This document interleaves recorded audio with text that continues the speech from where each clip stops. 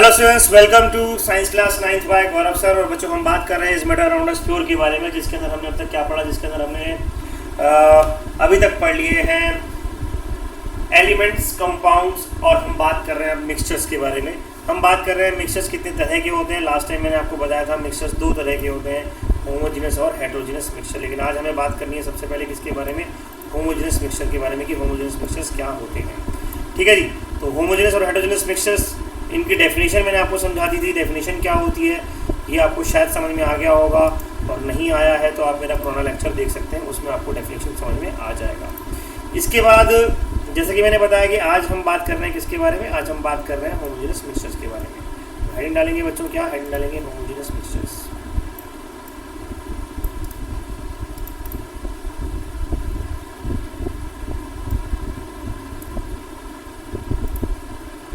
तो those mixtures in which the substances are completely mixed together and are indistinguishable from one another are called homogeneous mixture। ऐसे mixtures क्या कहलाते हैं, homogeneous mixtures कहलाते हैं। ये हम लास्ट टाइम पर पढ़ रहे थे। अब हमें होमोजेनस मिक्सचर्स के आगे बच्चों प्रॉपर्टीज पढ़नी है, और ये पढ़ना है कि होमोजेनस मिक्सचर्स को और क्या क्या कहा जाता है और कैसे कैसे हम उसके एग्जाम्पल पढ़ सकते हैं। एक बात याद रखिएगा, जितने भी होमोजेनस मिक्सचर्स होते हैं उन सबका एक और नाम होता है, और उनको बोलते हैं हम क्या, सोल्यूशन। सोल्यूशन वर्ड सिर्फ और सिर्फ होमोजेनस मिक्सचर के लिए यूज होगा, हेटेरोजेनस के लिए सोल्यूशन वर्ड यूज नहीं होगा। या तो इसे हम बोलते हैं सोल्यूशन, और कभी कभार बुक्स में लिखा हुआ आपको मिल जाएगा बच्चों, क्या, कभी कभार बुक्स में लिखा हुआ मिल जाएगा सोल्यूशन, और सिंपली ट्रू सोल्यूशन। क्या मिल जाएगा, ट्रू सोल्यूशन। तो इसको या तो सोल्यूशन बोलेंगे या ट्रू सोल्यूशन बोलेंगे, ये हम बोलते हैं। तो इनको हम ट्रू सॉल्यूशन भी कह देते हैं। बहुत इंपॉर्टेंट वर्ड है ट्रू सॉल्यूशन। किसके लिए यूज होगा, सिर्फ होमोजेनस मिक्सचर्स के लिए यूज होगा, और किसी मिक्सचर के लिए यूज नहीं होगा। ठीक है। अब जब हम बात करते हैं विच आर इनडिस्टिंग्विशेबल, और जिसके अंदर थ्रू आउट एक जैसी चीजें रहती हैं, ऐसे सॉल्यूशन को हम होमोजेनस मिक्सचर कहते हैं। इसका मतलब क्या है, वो मतलब समझाऊं मैं आपको, उससे पहले आप समझो कि होमोजेनस वर्ड मैंने आपको बताया था क्या होता है। होमोजेनस मतलब होता है same. Homogeneous means when something is same।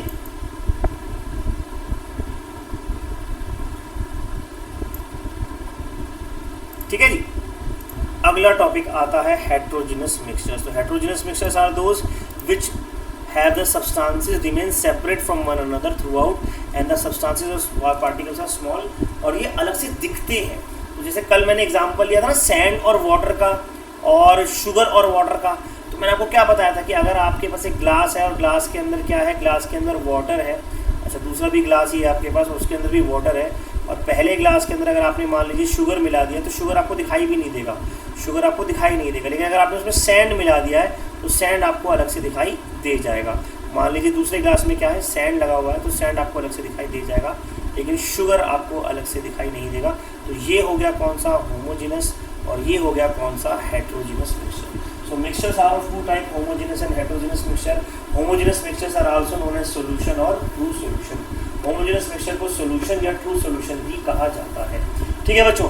इसके बाद हम बात करेंगे बच्चों अपने अगले टॉपिक के बारे में, दैट इज कंपाउंड्स के बारे में। तो हेडिंग डालेंगे बच्चों, आज की अगली हेडिंग है हमारे पास क्या, कंपाउंड्स। बहुत इंपॉर्टेंट हेडिंग है, इस पर क्वेश्चन बहुत बनते हैं, मतलब बहुत ज़्यादा तो नहीं बनते हैं पर बनते हैं। ठीक है ना। तो कंपाउंड्स क्या होते हैं, हाँ जी कौन बताएगा मुझे, किसी को अगर मालूम है कि कंपाउंड्स क्या होते हैं, व्हाट आर कंपाउंड्स।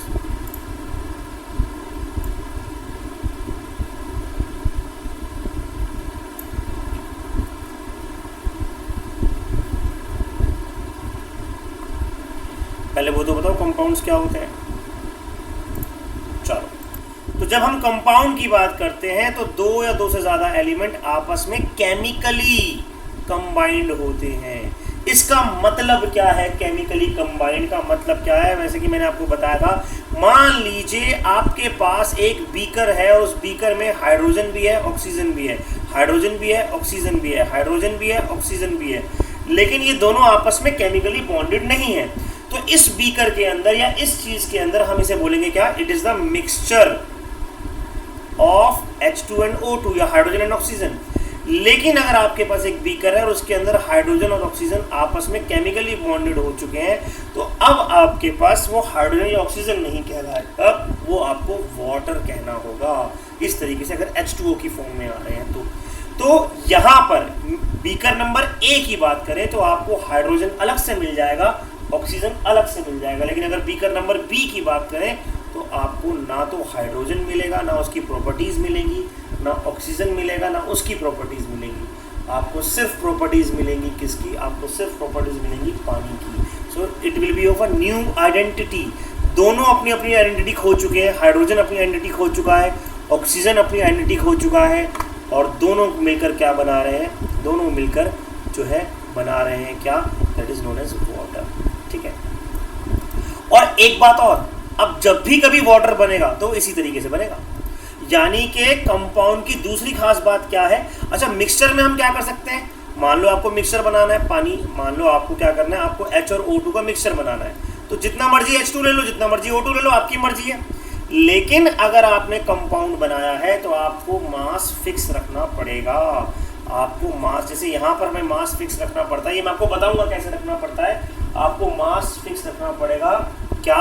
H और O का मास होगा कितना? 1:8। यानी कि हाइड्रोजन होगा कितना? 1, और ऑक्सीजन कितने होंगे? 8 ग्राम। अगर 1 ग्राम हाइड्रोजन लोगे तो 8 ग्राम ऑक्सीजन लेना पड़ेगा। सर, एलिमेंट के अलग अलग साइंस होते हैं, बिल्कुल अलग अलग साइंस और सिंबल्स होते हैं। साइन नहीं होते, सिंबल होते हैं, पर वो सिंबल हम आगे पढ़ेंगे। आपको एक चैप्टर आएगा बच्चों केमिस्ट्री के अंदर, एटम्स एंड मॉलिक्यूल्स और स्ट्रक्चर ऑफ एटम, वहाँ पर आपको बताऊंगा साइंस और सिंबल्स क्या होते हैं, कैसे कैसे वो दिए गए, कैसे कैसे वो बने। ठीक है। अब जैसे मान लीजिए मैं अगला कंपाउंड बोलूँ कार्बन डाइऑक्साइड, तो कार्बन डाइऑक्साइड में कार्बन भी है और ऑक्सीजन भी है, लेकिन ये फिक्स अमाउंट में है, ये आप चेंज नहीं कर सकते। जब भी आप बोलोगे कोई बात नहीं बेटा, तो जब भी आप बोलोगे तो इसे आप क्या बोलोगे? इसे आप बोलोगे ये कंपाउंड है, इसमें कार्बन और ऑक्सीजन अलग अलग नहीं है। So the compounds have fix mass ratio. Compounds do not have identity of different things. Carbon अलग आइडेंटिटी, ऑक्सीजन अलग नहीं है। अब ये मिलकर एक हो गए हैं। अब ये मिलकर क्या हो गए? एक हो गए हैं। ठीक है। जैसे तुम जो होते हो, जब तुम अपने घर पे होते हो तो एक शरीफ बच्चे होते हो, है ना? और जैसे तुम स्कूल में आते हो और अपनी शैतान मंडली के साथ मिलते हो तो तुम्हारा पूरा एक गैंग बन जाता है। उसमें कोई अलग से आगम नहीं है, अलग से पर्व नहीं है, अलग से अंशु नहीं है, सारे के सारे मिलकर शैतानी करना शुरू कर देते हो। और टीचर क्या बोलती है? Class 9th is very bad. तो क्लास 9th वर्ड यूज करते हैं, ये बच्चे तो पढ़ते ही नहीं है, देखो राइट बोल रहा है ना।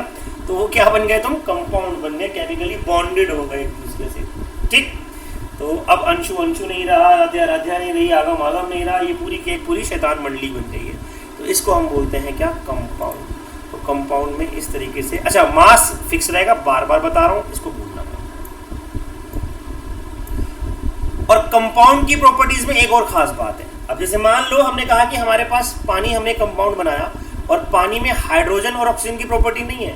पानी की अपनी अलग प्रॉपर्टी है, ना वो हाइड्रोजन से मेल खाएगा ना वो ऑक्सीजन से मेल खाएगा, उसकी अपनी प्रॉपर्टी होगी अलग से।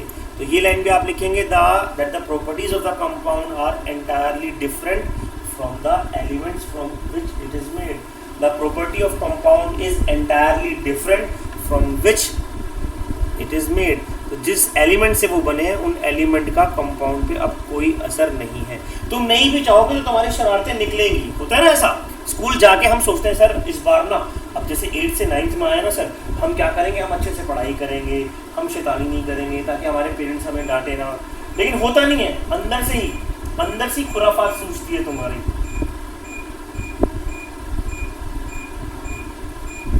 नहीं बेटा, ये मेरे अपने नोट्स हैं, ये मेरे अपने सब कुछ है, तो बुक से नहीं है, यहाँ से आप पढ़ेंगे, इसको इस तरीके से लिखेंगे।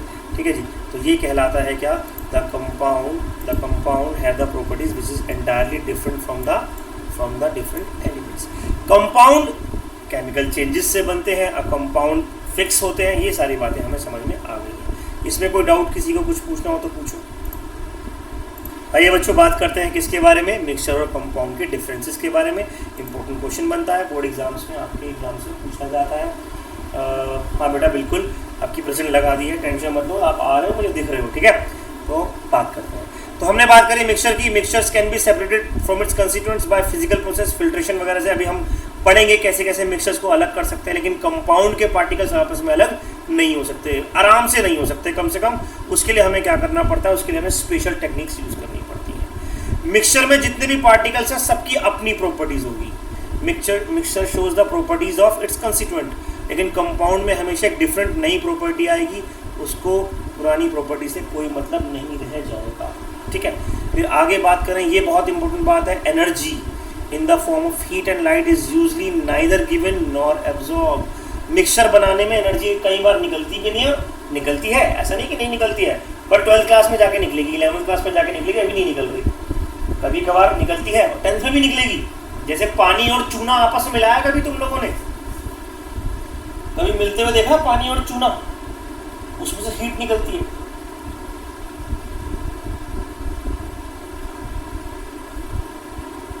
है ना, लेकिन जनरली नहीं निकलती। पानी और चीनी मिला लो तो इतनी ज़्यादा टेंशन नहीं होती, और केमिकल कंपाउंड जब बनते हैं तब आपको आराम से दिखाई देगी, एनर्जी निकलती हुई महसूस होगी, वो जलन आपको महसूस होगी, वो गर्मी आपको महसूस होगी। फिर आता भैया the composition of a mixture is variable, यानी कि मान लो आपने क्या करा, आपने एक बीकर लिया, मान लो आपने एक बीकर लिया, उस बीकर के अंदर आपने मान लो पानी डाला 100 ग्राम, 10 ग्राम चीनी डाल दी, फिर आपका मन करा नहीं चलो मैं 11 ग्राम डाल दूँ, आपका मन करा नहीं मैं 12 ग्राम डाल दूँ। अब 10 डालो, 11 डालो, 12 डालो, बनेगा तो शरबत ही ना, बनेगा तो शरबत ही ना। तो मिक्सचर में क्या है, कुछ भी मिक्स कर देना, कोई दिक्कत नहीं है।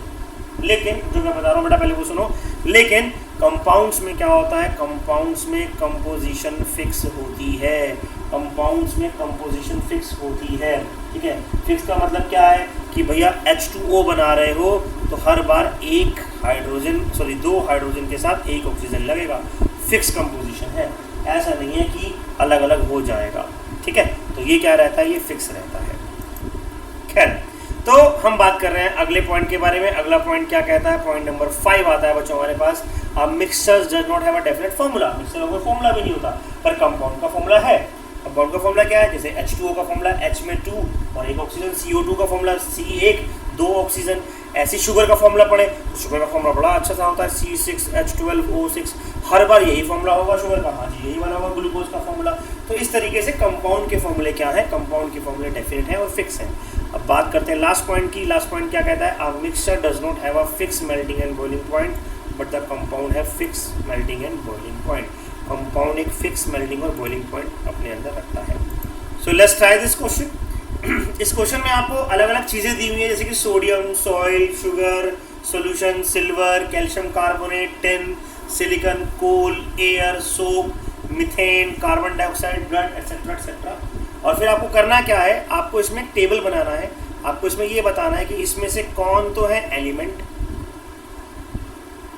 पहली चीज़, कौन कौन है कंपाउंड, दूसरी चीज़, और कौन कौन है मिक्सचर, तीसरी चीज़। ये क्वेश्चन आप करेंगे, इस क्वेश्चन का आंसर आप मुझे देंगे। आप लोगों को मैं टाइम दे रहा हूँ 2 मिनट्स का, your time starts now. So the answer of the question is this. Elements देखेंगे तो हमारे पास एलिमेंट्स कौन कौन से हैं, एलिमेंट्स हैं हमारे पास सोडियम, सिल्वर, टिन और सिलिकॉन। सोडियम का सिंबल भी याद कर लो, कर सकते हो तो अभी Na, सिल्वर का सिंबल होता है Ag, टिन का सिंबल होता है Sn और सिलिकॉन का सिंबल होता है Si, ठीक है। Compound calcium carbonate CaCO3। Soap का फॉर्मूला तुम्हारे कोर्स में नहीं है, लेकिन याद करना चाह रहे हो तो कर लो भाई, RCONA। Methane is CH4, carbon dioxide is CO2। ये क्या हो गए, ये हो गए हमारे पास कंपाउंड्स, ठीक है। फिर अगर हम बात करें मिक्सचर्स की, तो मिक्सचर्स क्या है, सॉइल एक बहुत बढ़िया एग्जांपल है मिक्सचर का। शुगर सॉल्यूशन तो तुम्हें पता ही होना चाहिए मिक्सचर है, एयर भी बहुत अच्छा मिक्सचर है, ब्लड भी पता है मिक्सचर है, और बच्चों कोल भी मिक्सचर होता है। कोल के अंदर कार्बन सबसे ज़्यादा होता है, 99% कार्बन होता है, पर 1% उसके अंदर सल्फर, नाइट्रोजन, ऑक्सीजन वगैरह वगैरह भी प्रेजेंट होता है। तो इस तरीके से एग्जाम में क्वेश्चन आ जाते हैं कई बार, कंपाउंड क्या है, मिक्सचर क्या है, एलिमेंट क्या है, आपको पहचानना आना चाहिए, ठीक है बच्चों। कोई डाउट हो तो इसमें आप मुझसे पूछ लीजिएगा, अदरवाइज़ ये आपको ऐसे क्वेश्चन एग्जाम में दिए जाते हैं, आपको बताना होता है कि इसमें क्या क्या होता है। अच्छा, अभी आपको शायद बहुत ज़्यादा इतना नॉलेज नहीं होगा कि सर हमें कैसे पता चलेगा, अब हमने तो कभी कॉल देखा नहीं, हमें किसी ने पढ़ाया नहीं कोल का फॉर्मूला। तो वो धीरे धीरे आपको प्रैक्टिस होगी, पर वो करनी पड़ेगी, इसमें मजबूरी है आपकी, आपको थोड़ा टाइम लगाना पड़ेगा, थोड़ी मेहनत करनी पड़ेगी, और हम उसको फिर आगे बढ़ेंगे, ठीक है जी। चले जी, बात करते हैं होमोजेनस मिक्सचर की। फिर से अगेन हेडिंग डालेंगे होमोजेनस मिक्सचर, और क्योंकि अभी मैंने आपको जैसा कि बताया हम पढ़ेंगे क्या, मिक्सचर्स को दोबारा से। ठीक, हेडिंग डालेंगे होमोजेनस मिक्सचर्स। और कैसे पहचानेंगे कि कोई मिक्सचर होमोजेनस मिक्सचर है या नहीं है, इसके बारे में हम बात करेंगे। तो लिखेगा ट्रू सॉल्यूशन, हमने अभी थोड़ी देर पहले बात करी थी कि होमोजेनस मिक्सचर को ट्रू सॉल्यूशन भी कहते हैं, और होमोजेनस मिक्सचर और होमोजेनस मिक्सचर, ट्रू सॉल्यूशन और होमोजेनस मिक्सचर, इसके बारे में हमें बात करनी है। ठीक है जी, तो लिखिएगा it is made up of two component, it is made up of two component, it is made up of two components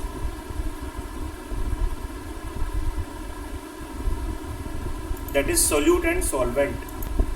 तो a substance, इसमें दो तरह के कंपोनेंट होंगे बच्चों, कौन कौन सा, एक होगा इसके अंदर सॉल्वेंट और एक होगा इसके अंदर solute. The substance which is dissolve in liquid to make a solution is called solute, और वो सब्सटेंस जिसके अंदर कोई चीज़ घुल रही है वो कहलाता है सॉल्वेंट। समझते हैं इसका मतलब क्या है। मान लीजिए आपने क्या करा, मान लीजिए आपने एक ग्लास लिया और ग्लास के अंदर आपने लिया पानी, और पानी के अंदर आप चीनी घोल रहे हैं, पानी के अंदर आप चीनी घोल रहे हैं। मान लीजिए इसमें आपने क्या करा, इसमें आपने चीनी घोल दी पानी के अंदर, तो शुगर क्या हो गया यहाँ पर, जो घुल रहा है वो सोल्यूट है, जो घुल रहा है वो सोल्यूट है, और वाटर जो है यहाँ पर, पानी जो है वो यहाँ पर क्या हो गया, सोलवेंट हो गया। तो a true solution is made up of two things, that is solvent and solute, is made up of two things, that is solvent and solute। तो solvent जिसमें कोई चीज़ घुल रही है, solute जो चीज़ घुल रही है। ठीक है, solute और solvent को हम एक और तरीके से डिफाइन कर सकते हैं बच्चों, लिखते रहिएगा। solute वो होता है which is generally क्या, which is less in quantity, जिसकी क्वांटिटी कम होती है, और सॉल्वेंट वो होता है which is more in quantity, जिसमें घोला जाए या जिसकी क्वांटिटी ज़्यादा हो। ठीक है, जिसके अंदर घोला जाए या जिसकी क्वांटिटी ज़्यादा हो उसको हम क्या बोलते हैं, उसको हम सॉल्वेंट कहते हैं। तो हमारे पास दो चीज़ें आती हैं बच्चों होमोजेनस मिक्सचर के अंदर, एक सोल्यूट और दूसरा सॉल्वेंट, एक सोल्यूट और दूसरा सॉल्वेंट। ठीक है बच्चों, तो ये हो गया। अब सोल्यूट और सॉल्वेंट के बेसिस पर मिक्सचर्स जो होते हैं, सोल्यूट और सॉल्वेंट के बेसिस पर जो मिक्सचर्स होते हैं ये तीन तरह के होते हैं। सोल्यूट और सॉल्वेंट के बेसिस पर जो मिक्सचर होते हैं तीन तरह के, कौन कौन से होते हैं, आइए बात करते हैं इसके बारे में। सो योर नेक्स्ट हेडिंग और your next topic is properties of solution. उसके बाद हम बात करेंगे डिफरेंट टाइप ऑफ सोल्यूशंस के बारे में। कोई बात नहीं, अगर पहली property, solution is a homogeneous mixture, हमको मालूम है, हाँ बिल्कुल होमोजेनस होता है, यानी कि हम इसमें फ़र्क नहीं कर सकते कौन सा पार्टिकल कहाँ है और कौन सा पार्टिकल कहाँ नहीं है, ये बिल्कुल होमोजेनस मिक्सचर होता है। जो दूसरी प्रॉपर्टी है बच्चों, वो सबसे इंपॉर्टेंट प्रॉपर्टी है, द होमोजेनस मिक्सचर। जो होमोजेनस मिक्सचर होता है उसके अंदर जो सोल्यूट के पार्टिकल्स होते हैं, याद रखिएगा, उसके अंदर जो सोल्यूट के पार्टिकल्स होते हैं उनका जो साइज होता है वो 10⁻⁹ मीटर और 1 नैनोमीटर के बराबर होता है। 10⁻⁹ मीटर और 1 नैनोमीटर के बराबर होता है, या इससे कम होता है। इससे ज़्यादा साइज होगा तो फिर वो सोल्यूशन नहीं बनेगा, वो हेट्रोजेनस मिक्सचर बन जाएगा। So the solution have the particle size that should be less than 1 nanometre. आपको मैंने याद होगा बताया था नैनोमीटर क्या होता है, मेरी जब पहली क्लास हुई थी तभी मैंने आपको बताया था 10⁻⁹ metre is equal to 1 nanometre, है ना। तो ये क्या है, ये ट्रू सॉल्यूशन के साइज के पार्टिकल्स हैं, ये आपको याद रखना है। फिर उसके बाद हमारी अगली प्रॉपर्टी आती है, क्या अगली प्रॉपर्टी आती है, the particles of solution can not be seen even with microscope. इसको आप माइक्रोस्कोप से भी देखने की कोशिश करोगे तो आपको अलग अलग दिखाई नहीं देंगे, आपको ऐसे लगेगा कोई एक ही चीज़ है, बस ऐसा लगता है बिल्कुल एक ही चीज़ है, कुछ भी डिफरेंट नहीं है, कुछ भी डिफरेंस नहीं है इसके अंदर। तो ये तीसरी प्रॉपर्टी हो जाती है। द पार्टिकल ऑफ सॉल्यूशन चौथी प्रॉपर्टी है, the particle of solution pass through the filter paper and can not be separated. इसको सिंपल फिल्टर पेपर से आप सेपरेट नहीं कर सकते, बड़ी छन्नी तो बहुत दूर की बात, बढ़िया वाला फिल्टर पेपर भी ले लोगे तो उससे भी इसके पार्टिकल सेपरेट नहीं होंगे। यानी कि अगर आपके पास नमक और पानी है तो नमक और पानी को आप छान के, पानी अलग और नमक अलग नहीं कर सकते, छान के अलग नहीं कर सकते। अगर ऐसा कर लेते तो फिर तो समुद्र का पानी लोग छान छान के पी जाते, है ना। तो नमक और पानी को आप छान के भी अलग नहीं कर सकते। True solution can not be separated by simple filtration. फिर the solution are very stable. अब इसका क्या मतलब है? इसका मतलब ये है कि मान लीजिए आपने क्या करा, फिर से आपने गिलास लिया, ये गिलास बड़े काम आ रहा है हमारे, इसमें आपने पानी लिया, पानी भी बड़ा काम आ रहा है ये वाला हमारे, इसमें आपने पानी लिया और पानी में आपने क्या करा, नमक या चीनी घोल दी, तो वो घुली रहेगी बहुत देर तक, कई दिनों तक घुली रहेगी, नीचे नहीं बैठेगी आराम से, तो स्टेबल है, घुला रहता है, आराम से सेपरेट नहीं होता। बहुत लंबे समय तक भी उसे आप रखोगे, अगर आप उसको लंबे समय तक भी रखोगे सेपरेट नहीं होगा। Do not separate out even on keeping, रखने के बाद भी सेपरेट नहीं होगा, वो एक जगह टिका रहता है। Yes, a true solution does not scatter light. अब इसका क्या मतलब है ये मैं आपको बताऊंगा जब हम कोलाइड्स पढ़ेंगे, तब मैं आपको डिटेल में बताऊंगा कि स्कैटरिंग ऑफ लाइट क्या होती है, कैसे होती है, वो आपको समझ में आ जाएगा, ठीक है। उस तरीके से आप इसको समझेंगे। तो ये क्या है बच्चों, ये है ट्रू सॉल्यूशन की प्रॉपर्टीज। क्या है ये? ट्रू सॉल्यूशन की प्रॉपर्टीज है जो आपको समझनी है, याद रखनी है। And doubt in this you can ask me right now, किसी भी पॉइंट में कोई डाउट हो तो। चलिए, तो आई होप आपको ये सब पॉइंट समझ में आ गए होंगे। और अब हम नेक्स्ट लेक्चर में पढ़ेंगे क्या? नेक्स्ट लेक्चर में हम पढ़ेंगे डिफरेंट टाइप्स ऑफ सॉल्यूशन।